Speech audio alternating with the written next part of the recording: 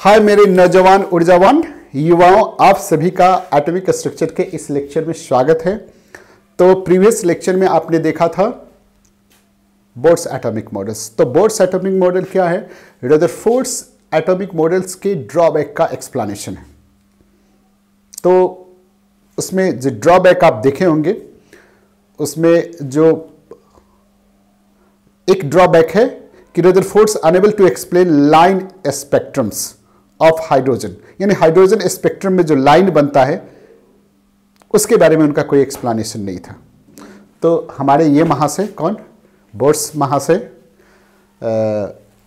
Line spectrum of hydrogen, जिसको atomic spectrum भी आप कहते हैं, उसके बारे में बड़ा अच्छा से एक्सप्लेन किए हैं। तो चलिए उनका एक्सप्लेनेशन देखते हैं और उनका कंट्रीब्यूशन को झांकते हैं कि आखिर उन्होंने क्या हाथ पैर मार के हम लोगों को क्या क्या चीज़ बताया, जिससे कि आज हम लोग एक नए टॉपिक पढ़ने वाले हैं। तो चलिए डायरेक्ट ये जानने से पहले हम लोग थोड़ा बहुत आगे पीछे इसको जान लेते हैं कि what is spectrum, what is there types and so many. तो चलिए शुरुआत करते हैं। टन टना टन टन।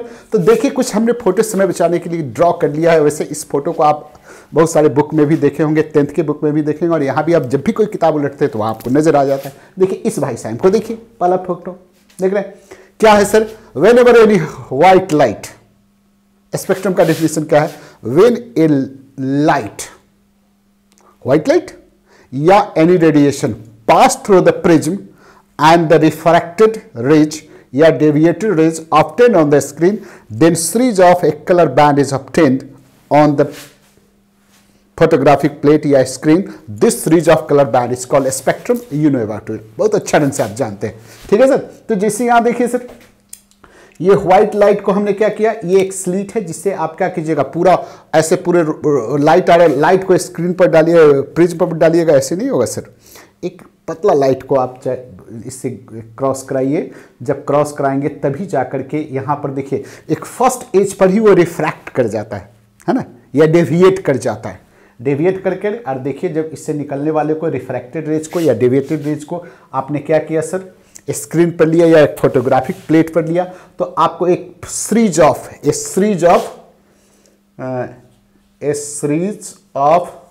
कलर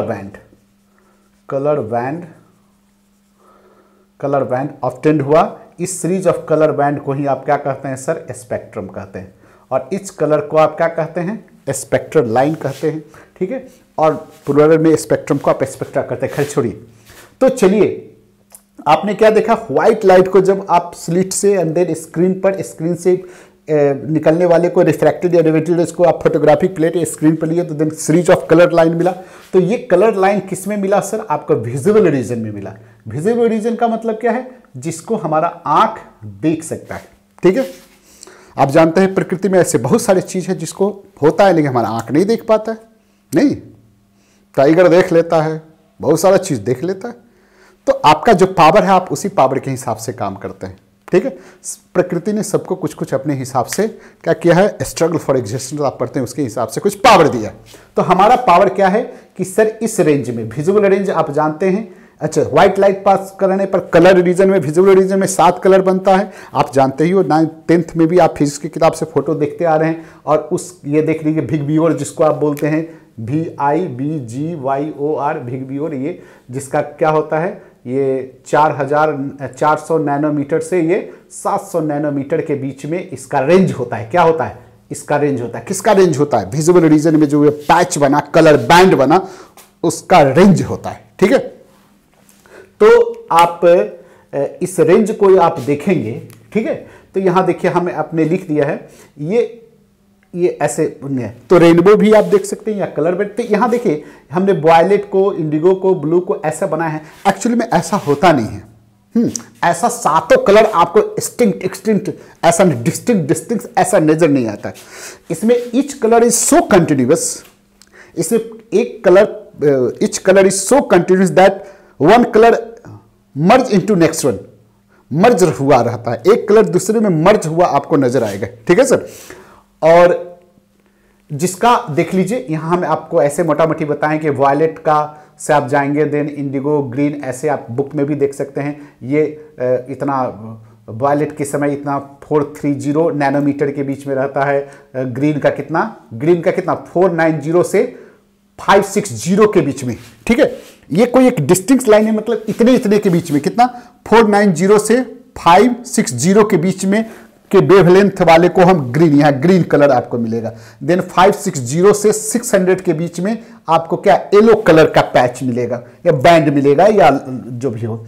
और ये 6 से 65 के बीच में जो वेवलेंथ होगा उस रेंज में आपको ऑरेंज मिलेगा। एंड देन ऑरेंज, देन ऊपर आपको रेड कलर का मिलेगा।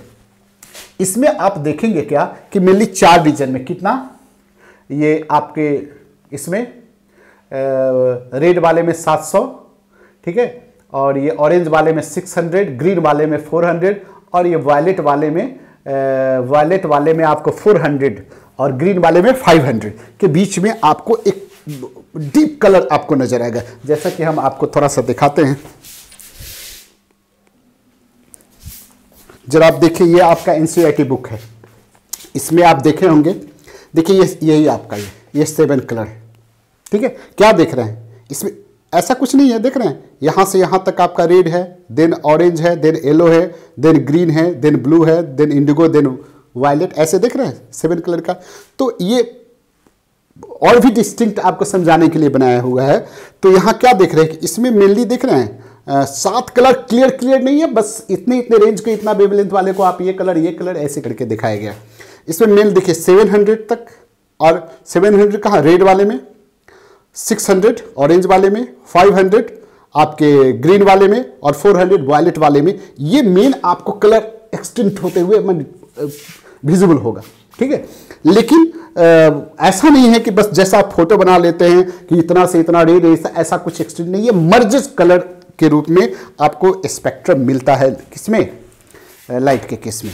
तो और इस अरेंजमेंट को आप क्या कहते हैं, स्पेक्ट्रम कहते हैं। तो आप समझ गए होंगे।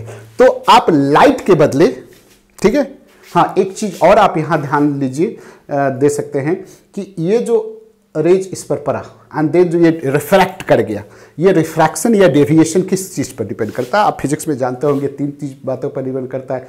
एक तो डिपेंड करता है कि मीडियम पर डिपेंड करता है, मीडियम पर डिपेंड करता है। दूसरा एंगल ऑफ इंसिडेंट, यानी ये जो रेज स्ट्राइक कर रहा है ऊपर डिपेंड करता है, angle of incident of rays, incident of rays इस पर डिपेंड करता है। और तीसरा किस पर डिपेंड करता है, wavelength, wavelength of wave. Wavelength of wave का मतलब है कि जिस वेवलेंथ का, जिस वेव का वेवलेंथ, जिस वेव का वेवलेंथ ज़्यादा होगा, जैसे रेड का यहाँ सबसे ज़्यादा है तो उसका डेविएशन सबसे कम होगा, और जिसका वेवलेंथ सबसे कम होगा उसका डेविएशन सबसे ज़्यादा होगा। जैसे यहाँ रेड का देखिए, रेड कलर क्या है, ये लॉन्गर वेवलेंथ का है, लॉन्गर वेवलेंथ का है। तो क्या देख रहे हैं, लॉन्गर वेवलेंथ वाले का यहाँ देख रहे हैं, यहाँ डेविएशन मिनिमम डेविएशन होता है। ये भी आप ध्यान में रखिएगा, मिनिमम डेविएशन या मिनिमम डिफ्रैक्शन होता है, ठीक है। और वायलेट कलर का क्या है, ये शॉर्टेस्ट वेवलेंथ होता है। तो इसका क्या है, मैक्सिमम डेविएशन होता है, ठीक है, जो आप देख रहे हैं। और यहाँ से देखिए ये फर्स्ट एज से ही डेविएट कर जाता है। तो ये आप देख लिए, इसी को आप स्पेक्ट्रम कहते हैं। लेकिन इतना बात नहीं है कि केवल यही होता है। जो विजुअल रेंज है इलेक्ट्रोमैग्नेटिक स्पेक्ट्रम या इलेक्ट्रोमैग्नेटिक रेडिएशन के, विजुअल रेंज बड़ी शॉर्ट रेंज का स्पेक्ट्रम है सर। ये अलग बात है कि हमारा आंख उतना ही को देख पाता है, इससे नीचे भी, यानी वायलेट से नीचे भी स्पेक्ट्रम आपको बन सकता है या बनता है, और रेड से ऊपर भी बनता है, ठीक है। ऊपर वाले इंफ्रारेड और सभी रीजन में बन सकता है, वायलेट से नीचे अल्ट्रावायलेट ये सब रीजन में बनता है। लेकिन हमारे आंख उसको ऑब्जॉर्व नहीं कर पाता, हमारा आंख उसको पकड़ नहीं पाता। यदि आप स्पेक्ट्रोस्कोपिक या बड़ी मशीन से आप इसको स्टडी करेंगे तो ऊपर नीचे जो बना है उसको भी आप देख सकते हैं। इंफ्रारेड वाले को तो स्पेशल कंडीशन में आप पकड़ सकते हैं, लेकिन अल्ट्रावायलेट वाले और इस सब को तो आप स्पेक्ट्रोस्कोपिक से आसानी से आप स्टडी कर सकते हैं, ठीक है। तो आप या आजकल तो ऐसे ढंग का है कि सबको देखा जा सकता है। हमारा आंख केवल विजुअल रीजन को पकड़ता, बस ये ध्यान रखिए। ये चूंकि हमारे आंख का पावर है कि वो 4000 से 7000 नैनोमीटर के वेवलेंथ को ही आपका विजुअल कर सकते हैं। ऊपर और नीचे वाला बात हमारा नहीं बनता। हाँ, एक बात बन सकता है कि हम क्या करें, अपने आंख में क्या करें, टाइगर वाला आंख लगा लीजिए, नहीं तो आसान हो जाता। क्या प्रकृति एक ऐसा बनाता सर कि एक आंख में टाइगर वाला पावर होता है, एक आंख में आदमी वाला रखता है। नहीं तो हम लोग क्या करते हैं, दिन में इससे काम चलाते हैं आदमी वाला, और रात में टाइगर वाला से काम चलाते। तो फिर क्या हो जाता सर, ये ऊपर नीचे जो अल्ट्रा वायलेट रीजन में वेवलेंथ बनता होता उसको भी हम लोग देख सकते थे। तो हमको लगता है कि आप ये बात समझ गए, ठीक है, कि स्पेक्ट्रम किसको कहते हैं। अब स्पेक्ट्रम किसको कहते हैं, ये व्हाइट लाइट के बदले सर यदि आप बर्नर पर कोई सब्सटेंस लीजिए, कोई वोलेटाइल सब्सटेंस सॉल्ट लीजिए और उसको हिट कीजिए और उससे निकलने वाले रेज को स्क्रीन से पास कराइए, देन अगेन आपको क्या स्पेक्ट्रम बनेगा।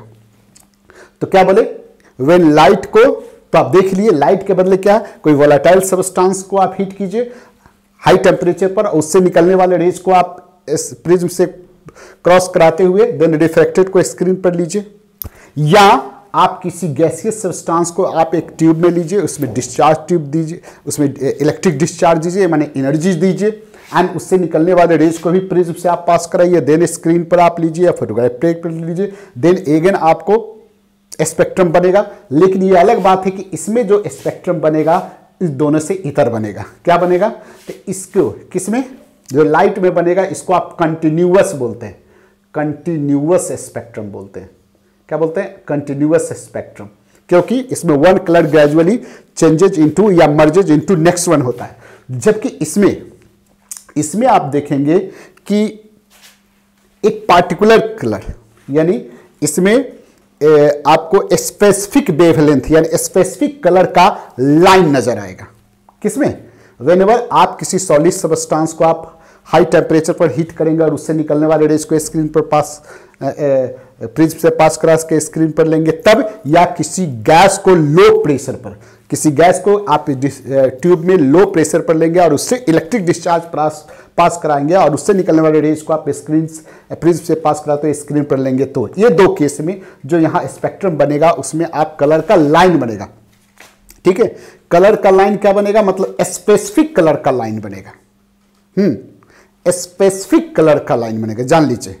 और कभी भी सात तो नहीं बनेगा, सात से हमें सात केवल व्हाइट लाइट में बनता है, इसमें कम बनेगा और यूनिक होगा। क्या मतलब, सोडियम को आप यहां लेंगे तो उसमें जो कलर बनेगा वो स्पेसिफिक होगा। मतलब एक जैसे अब सोडियम का हम यहां लेकर के पास कराते हैं तो यहां आपको येलो कलर का दो लाइन नजर आता है जिसका वेवलेंथ 4890 नैनोमीटर या 4890 नैनोमीटर, ये दो वेवलेंथ का येलो लाइन नजर आता है, केवल येलो कलर का दो लाइन। आप यहां हाइड्रोजन गैस यदि लेकर के अंधेर कराते, जो हाइड्रोजन गैस के बारे में जो स्पेक्ट्रम बताया जिसको एटॉमिक जो पढ़ना भी है, इसमें आपको विजिबल रीजन में चार कलर नजर आता है, जो आप देखेंगे कौन, BIV रेड, चार कलर का आपको लाइन नजर। विजिबल रीजन की बात, हम ये केवल विजिबल की बात करें, विजिबल रीजन में चार कलर बनता है। यानी प्रत्येक सब्सटेंस का each element have a unique specific colour in their spectrum, जिसको आप लाइन स्पेक्ट्रम या एटॉमिक स्पेक्ट्रम, यूनिक कलर बनता है और यूनिक पैटर्न होता है। और इसका पैटर्न वैसे ही होता है जैसे आपका फिंगर का अंगूठा का निशान देखिए। ठीक है, हर आदमी के अंगूठे के निशान का एक अपना बनावट होता है, पैटर्न होता है। सर युवा तुर्को, आप लोग को पता नहीं होगा, आप लोग तो अंगूठा का निशान पहले किसी जमाने में साइन नहीं होता था, अंगूठा का निशान लिख देता जमीन उन बिक्री खरीद बिक्री में। तो इस अंगूठे का ये जो बनावट होता है, इसके जो लाइनिंग है उसका बिल्कुल यूनिक होता है, एक आदमी का लाइनिंग कभी दूसरे से नहीं मिलता है। इसका मतलब क्या हुआ कि इसमें प्रत्येक एलिमेंट को या गैसियस सब्सटेंस को लेकर के आप डिस्चार्ज ट्यूब से आप पास कराइए, हिट करके रेज को आप स्क्रीन प्रिज्म से पास करके स्क्रीन पर लीजिए, या किसी वोलेटाइल सब्सटेंस को गर्म करके प्रिज्म से पास करा के लीजिए। तो इसमें जो बनता है लाइन स्पेक्ट्रम, उसका दो बातें हैं, एक यूनिक पैटर्न और यूनिक कलर होता है। यूनिक कलर का मतलब, कलर तो मान लीजिए कि सोडियम में दो कलर बना येलो रीजन में, तो और किसी एलिमेंट का भी दो कलर बन सकता है येलो रीजन में, लेकिन नहीं, उसका पैटर्न भी स्पेसिफिक होता है। क्योंकि यहां कलर का लाइन बनता है, कलर का लाइनिंग, यानी इसमें कलर भी यूनिक होता है, साथ साथ उसका बनावट, उसका पैटर्न भी यूनिक होता है। ठीक है, यानी केवल कलर ही नहीं होता। मान लीजिए सोडियम में 2 येलो कलर का बना, पोटासियम में कुछ और कलर का बना, तो कलर तो मैच कर सकता है लेकिन पैटर्न मैच नहीं कर सकता। जिससे अंगूठे का सब में रेखा होता है लेकिन एक आदमी का रेखा दूसरे से लाइनिंग एक मैच कभी नहीं कर सकता। वैसे ही यहां कभी भी मैच नहीं, कलर मैच कर जाएगा लेकिन पैटर्न यहां 2 लाइन बना, किसी में 3 लाइन बनेगा, किसी में 4 लाइन बनेगा, तो कलर मैच कर सकता है लेकिन लाइनिंग जो होगा वो अलग अलग होगा, यानी पैटर्न अलग अलग होगा। सेम टू सेम ऐसे यूनिक होगा जैसे कि आपका ह्यूमन बीइंग का किसी का फिंगरप्रिंट। तो चलिए आप इसको देखिए, देन हम अब इसको मिटा करके आपका करते हैं कि व्हाट इज द टाइप्स। तो देखिए तो चलिए इसको मिटाइए और देखते हैं कि स्पेक्ट्रम्स जो आप अभी देखे हैं वो मेनली 2 तरह का, कौन कौन, एक इमिशन स्पेक्ट्रम, दूसरे को आप एब्जॉर्प्शन स्पेक्ट्रम कहते हैं। And emission further classified into several types and this is, देखिए ये स्पेक्ट्रम, देखिए इमिशन स्पेक्ट्रम, इमिशन स्पेक्ट्रम, दूसरे को आप बोलते हैं एब्जॉर्प्शन। चलिए अब देखिए ये इमिशन स्पेक्ट्रम क्या है, तो it is obtained due to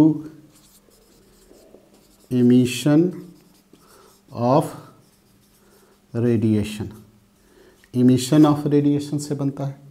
हाँ, और इसमें इमिशन ऑफ रेडिएशन कैसे होता है, अभी आप देखे हैं वाइट लाइट को आप पास कराइए या किसी ग्लो बल्ब से या बल्ब के रेज को पास कराइए प्रिज्म से, अंधेरे स्क्रीन पर लीजिए, या किसी सॉलिड सब्सटेंस को आप हीट करके हाई टेम्परेचर पर आप कीजिए, या किसी गैसियस सब्सटेंस को लो प्रेशर पर आप एक ट्यूब में ले करके आप उससे इलेक्ट्रिक डिस्चार्ज पास कराते हैं, उस रेज को आप प्रिज्म से होते हुए देन आफ्टर स्क्रीन पर लीजिए।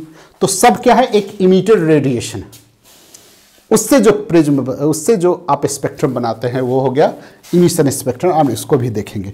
तो इसमें आप क्या करते हैं, सो देखिए इसमें आप करते हैं कि आप इंटरैक्ट कराते हैं। क्या करते हैं, लाइट को तो आप छोड़िए, यदि आप किसी सॉलिड सब्सटेंस को आप हीट करते हैं या गैसियस अभी बताए हैं, तो उसमें आप क्या करते हैं, इलेक्ट्रिक डिस्चार्ज करते हैं, मतलब आप एनर्जी बाहर से देते हैं।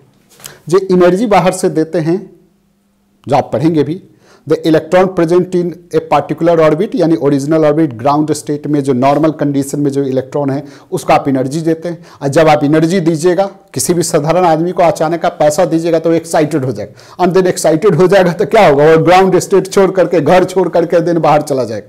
नहीं तो बाहर चला जाएगा तो कितना दूर तक वो बाहर रहेगा भाई, उसको फिर जमीन पर आना ही पड़ेगा। तो आएगा तो क्या होगा, आने से पहले क्या होगा, जो पैसा लेके ऊपर गया था सब उड़ा देगा, नहीं ठीक है, उड़ा देगा तब आ जाएगा।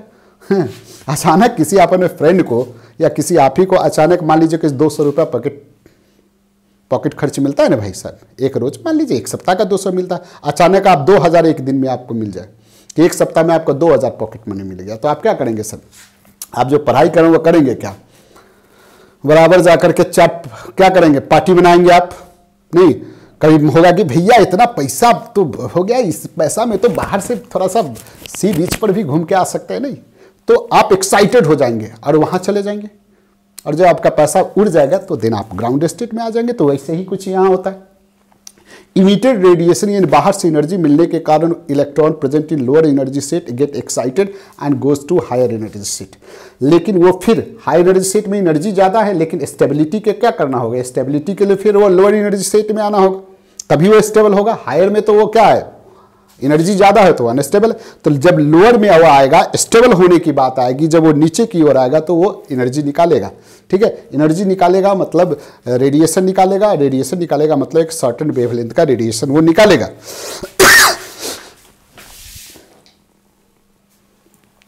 तो इमिशन स्पेक्ट्रम में क्या होगा, इमिटर रेडिएशन से बनता है, ये तो क्लियर हो गया।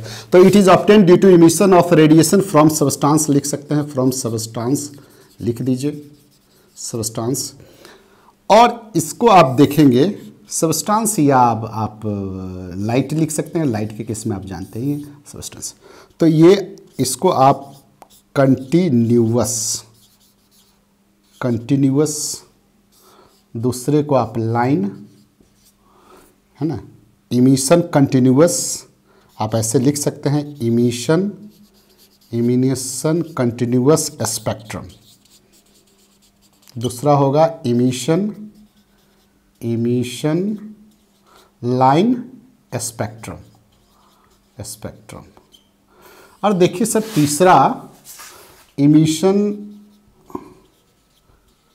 Band spectrums. वैसे बहुत सारे बुक इसको एनसीईआरटी में इसका चर्चा नहीं देखिएगा, तो चलिए हम भी ज़्यादा उसको आपको एमएससी बीएससी और पीएचडी नहीं कराना है, नहीं तो आपको ले जाते उस पे, बस आपके हिसाब से बस बता दिए कि होता है तो आपको लिख दिए, लेकिन आपको यही दो आपको मेंशन मिलेगा, और जो मिलेगा एनसीईआरटी उसी के आसपास रहिए सर, कहाँ जाना है, रिसर्च थोड़ी करना है। तो लाइन स्पेक्ट्रम्स हो गया। तो यहाँ देखिए emission spectrums, emission continuous spectrum, ये आप कहाँ देखें, ये तो आप देखे हैं सर कहाँ, यही इंद्रधनुष रेनबो में, यानी लाइट वाले में, स्पेक्ट्रम ऑफ लाइट में, ये कंटिन्यूअस आप देखेंगे, ये कंटिन्यूअस इमिशन स्पेक्ट्रम आप देखने को मिलता है। आप क्यों कंटिन्यूअस बोलते हैं, जस्ट आपको बता चुके कि one colour gradually emerges into another, और 7 कलर का एक पैच मिलता है, इसमें सबका एक ऑप्शन, इसमें एक कलर के बीच में इसमें नो डार्क स्पेस, 2 कलर के बीच में नो डार्क स्पेस, कोई डार्क स्पेस नहीं होता है, ठीक है, कंटिन्यूअस रहता है, एक कलर ग्रेजुअली दूसरे में मर्ज आउट रहता है। तो ये पता चले इसमें क्या होता है सर कि ये किस ढंग से बनता है, इसको आप एटॉमिक स्पेक्ट्रम भी कहते हैं, इसको आप एटॉमिक स्पेक्ट्रम भी कहते हैं। इसमें क्या होता है, किसी गैसियस सब्सटेंस को आप, ठीक है, गैसियस सब्सटेंस या solid substance, gaseous substance at low pressure या solid substance at high temperature पर हम गर्म करने पर जो रेज होता है उसको पास कराने से बनता है, ठीक है सर। और इसको एटॉमिक स्पेक्ट्रम क्यों कहते हैं, क्योंकि आप पता है कि इसमें एटम के एक्साइटेशन से बनता है, ठीक है। एटम का मतलब एटम में प्रेजेंट इलेक्ट्रॉन के एक्साइटेशन से होता है, जिसमें एग्जाम्पल आपका क्या है, एग्जाम्पल हाइड्रोजन स्पेक्ट्रम, जो आपको पढ़ना है तो आप देखेंगे कि इसमें हाइड्रोजन स्पेक्ट्रम को अलग से स्टडी हम लोग करेंगे, तो उसमें आप देख सकते हैं, ये हो गया, ठीक है। इसमें क्या होता है कि ईच एलिमेंट, इसमें देखिएगा कि अभी जस्ट बता रहे थे कि प्रत्येक एलिमेंट का एक यूनिक लाइन स्पेक्ट्रम होता है, लाइन इमिशन स्पेक्ट्रम होता है, same as fingerprints of human beings. तो आप ये भी लिखें, each element have unique emission spectrum. Emission spectrum मतलब हर एलिमेंट में एक अपना उसका कलर होगा, एक अपना उसका पैटर्न होगा। चलिए ये आप समझ गए। और इसको सबसे पहले रॉबर्ट बंसन से होता है, और सेम एज इसको लिख सकते हैं लाइक, इसे like fingerprints of human being का जैसे स्पेसिफिक फिंगरप्रिंट जैसे अभी समझा रहे थे, वैसे ही प्रत्येक एलिमेंट का एक कलर, इमिशन लाइन स्पेक्ट्रम का कलर के साथ साथ उसका पैटर्न यूनिक होता है, उसका मतलब यही है। क्लियर है ना हुजूर? चलिए थैंक यू। इसमें एक और बात है, सबसे पहले रॉबर्ट बंसन ने क्या किया था कि identify the element by there unique emission spectrums. प्रत्येक एलिमेंट को उन्होंने, कुछ एलिमेंट का उन्होंने आइडेंटिफाई किया था उसके यूनिक लाइन स्पेक्ट्रम के आधार पर, ठीक है। जैसे उन्होंने बहुत सारे एलिमेंट को स्टडी किया या डिस्कवर किया, यानी कुछ एलिमेंट जैसे सीजियम, फ्रेंसियम ऐसे भी है, थैलियम, गैलियम, ये सब they are discovered by chemical analysis of their line spectrum.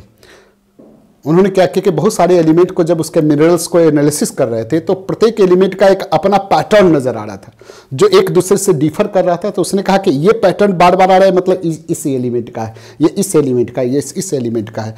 तो ये रॉबर्ट बंसन फर्स्टली, यहाँ हम लोग इस पे यहाँ लिख देते हैं, इसमें देख कहाँ लिखे सर, चलिए यहाँ 2-3 पॉइंट तो ही लिखना है। Robert Bunsen, Bunsen identify elements bye there line spectrum, unique line spectrum. और जैसे सीजियम बोले, थैलियम बोले, गैलियम बोले, इंडियम बोले, ETC, ये they are discovered by chemical analysis of their minerals by spectroscopic method, discovered by mineral analysis of spectroscopic method। Even sun में है ना, even helium in sun also discovered by the study of क्या चीज, spectrums को ही study करने से ये पता चला था कि सन में क्या है, हीलियम है। तो दिस इज योर क्या चीज़, आप समझ गए, emission line spectrums.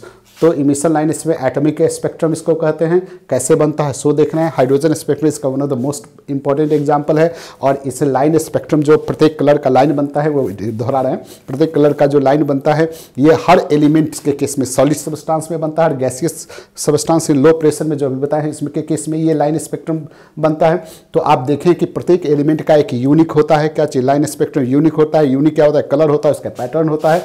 Then Robert Bunsen ने सबसे पहले एलिमेंट्स को आइडेंटिफाई किया था on the basis of their spectrum. And then हम लोग देखे थे कि कुछ elements were discovered, like example हम दिए हैं, by their chemical analysis of their minerals by spectroscopic method. And then helium का भी डिस्कवर्ड सन में किसके आधार पर हुआ, देन इसी आधार पर हुआ था। तो ये आपका ये हो गया। देन ये इमिशन स्पेक्ट्रम्स में जो आपका एक है बैंड स्पेक्ट्रम, इसमें कहता है कि क्लोजली पैक्ड लाइन होता है, इज कॉल्ड बैंड, ठीक है। और इसके बारे में कहा जाता है कि it is formed by excitation of molecule, that's why the band spectrum is also called molecular spectrum, ठीक है। तो इस पर डिटेल हम ज़्यादा नहीं कुछ कर रहे हैं, आप ध्यान में रखिएगा, ठीक है, कि ये मॉलिक्यूलर स्पेक्ट्रम्स क्या है, तो बैंड स्पेक्ट्रम का ही दूसरा नाम है। तो चलिए इसको लिखिए, देन आपसे बात करते हैं।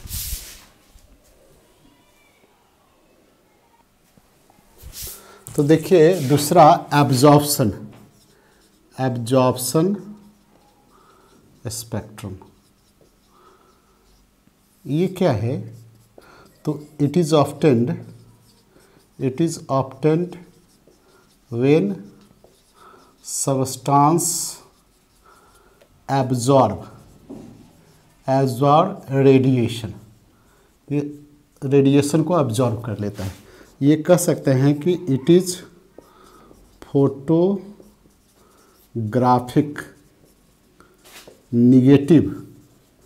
निगेटिव ऑफ इमिशन स्पेक्ट्रम, आप बोल सकते हैं। क्या है सर, कुछ नहीं है। जैसे मान लीजिए कि ये आपका सोर्स ये लाइट का है, ठीक है सर, यानी बहुत सारे यहाँ से लाइट आप ऐसे पास कर रहे हैं, ऐसे जा रहा है, इससे एक को आप पास कराएं। इसमें आप क्या किए कि किसी, यहाँ देखिए, यहाँ आप वेपर्स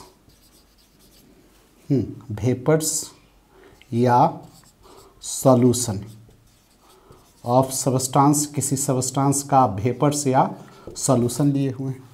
तो जो ये रेडिएशन इससे पास करेगा एंड देन आप इसको आप प्रिज्म से होकर के पास कराते हैं। ठीक है सर। तो जैसे यहाँ देखिए,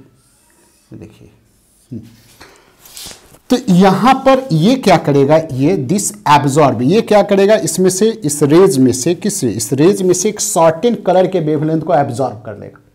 एब्जॉर्ब कर लेगा तो वहां और सब तो नजर आएगा, लेकिन जो एब्जॉर्ब करेगा उसको उस जगह क्या होगा, ब्लैक लाइन नजर आएगा। ठीक है।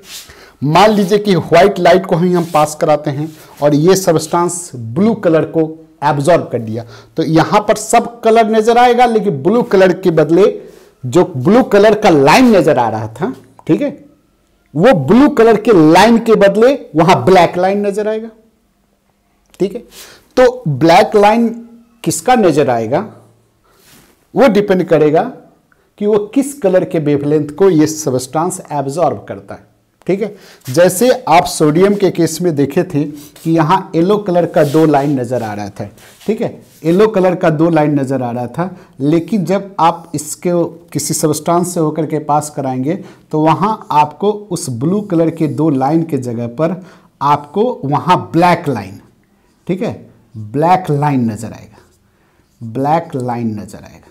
देख रहे हैं, ये कलर लाइन के बदले ये क्या है, ब्लैक लाइन नजर आएगा, ये ब्लैक लाइन नजर। क्यों ब्लैक लाइन नजर आया ये, क्योंकि वो कलर के वेवलेंथ को ये सब्सटेंस एब्जॉर्ब कर लिया। तो इतनी सी बात है। यदि वो यहाँ देखिए ये जो नजर आ रहा है लाइनिंग जो एब्जॉर्ब हो गया, ब्लैक लाइनिंग, वो लाइन स्पेक्ट्रम कहा तो एब्जॉर्प्शन इमिशन लाइन स्पेक्ट्रम कहलाएगा। बैंड है तो ऐसे ही उसका नाम ऐसे रख सकते हैं, लेकिन आप देख सकते हैं जो एब्जॉर्ब हो गया उसका नाम उसमें लगा दीजिए। ठीक है। तो this is your absorption spectrum. तो क्लियर हो गया क्या चीज कि एब्जॉर्प्शन स्पेक्ट्रम क्या है। सिंपली व्हेन इन लाइट या रेडिएशन को किसी सॉलिड या किसी सॉल्यूशन या किसी वेपर से पास कराते हैं, देन उसको प्रिज्म से होकर के स्क्रीन पर लेते हैं, तो when ever a certain black lining obtained on the screen due to absorption of particular wavelength या color by this vapors या solutions, तो जिसके कारण वो कलर लाइन की जगह पर वहाँ ब्लैक लाइन नजर आता है। And this is called absorption spectrum. तो चलिए इसको लिखें।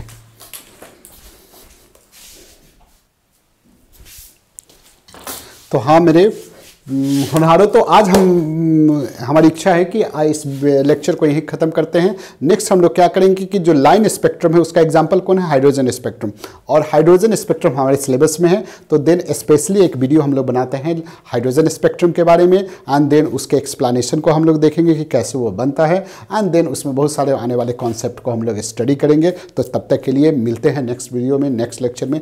जय हिंद, जय भारत।